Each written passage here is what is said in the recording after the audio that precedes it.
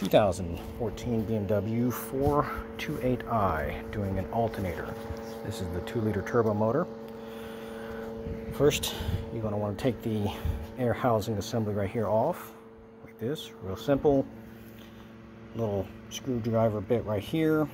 This will in turn allow the assembly to pop out. It's just little push pin, or not push pins, but just little items that it sits on, nothing big. Disconnect your connector, move it out of the way, give you access to your belt. For the alternator side, make sure you go back in the back, disconnect your battery, so that way you don't have any sparking issues going up here.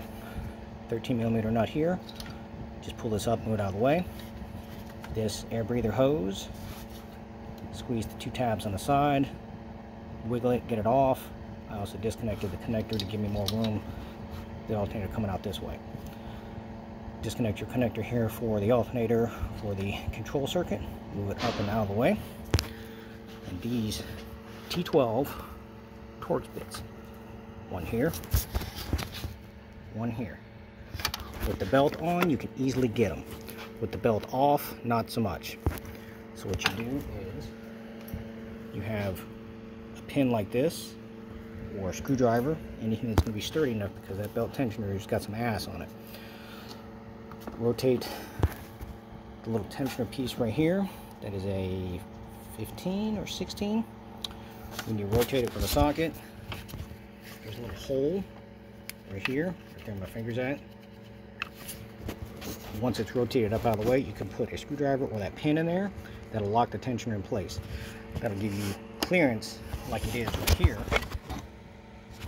to get to that bolt, pull it out. Otherwise, when it's in the unloaded position, it's right in the way, you'll never get it out. Take those 2 out, and then this thing is kind of, it's got compression fittings on the end to help take up the space. Fun part is walking it out of here. You have to use a pry bar, walk it around, get that little slide pin piece rotated in. This one right here. Also make sure your new one, you can slide the bolt through here and gently tap it from here to push that slide in. That way going back in the vehicle, it just sits right in place. So you don't have to worry about trying to wedge it in. It's a pain in the ass. But that is what you are trying to work against when you're actually getting the alternator out. Once it comes loose enough, it will then come out this direction, move that hose down, move this one up, and it will come out this way. Same way going back in. Plain and simple. Put those bolts in before you put the belt on, and line it back up. Other than that, that's pretty much it. There's not too much as far as tips, except for locking that tensioner in place so that you can get to that bolt with no problem, and away you roll. Any questions or comments, please feel free to let me know.